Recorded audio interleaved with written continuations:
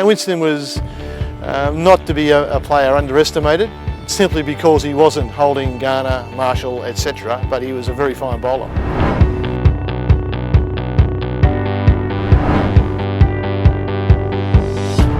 When you have Andy Roberts and Michael Holding opening the attack, you tend to think about what's to follow. In the 1983 World Cup group game, it wasn't Holding or Roberts that got the Aussies, it was Winston Davis. We knew a little bit about Winston, but we knew much more about Joel Garner, Michael Holding, Malcolm Marshall and friends than we did about Winston. And when you played those other guys, you come up against someone who's on the second rank of West Indies bowling, you tend to relax a bit.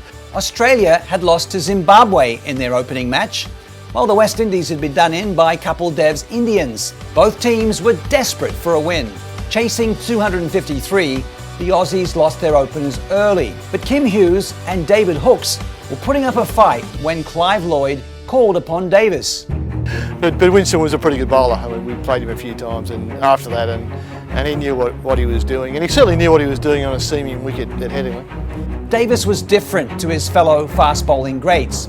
For one, he didn't terrorise batsmen with raw pace. He wasn't a big muscly guy. He was strong and sinewy, one of those sort of bowlers. Side-on bowler, classical side-on bowler.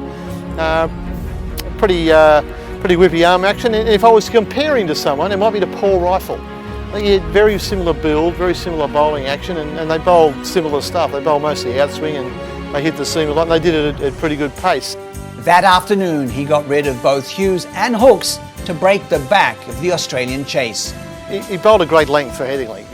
It was still seaming around, and he bowled it in the right spot. And you need a little bit of luck when you take 7 for in a one-day game, but he had a bit of luck, but he also bowled very well. And he then came back to clean up the tail, leading the defending champions to a 101-run win.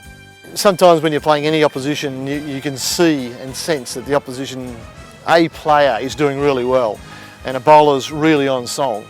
And this is going to be difficult. We need a bit of luck to get through this, or we need the bowler to, trip over and do a muscle or something. You need a break in the rhythm of the game, because the rhythm of the game was going towards the West Indies, courtesy of Winston Davis, and sometimes those rhythms are unstoppable. And we see that in all forms of sport, and Winston that day, he was unstoppable. Don't forget to like, share, subscribe, and leave your comments in the comment section below. Click on the bell icon for notifications.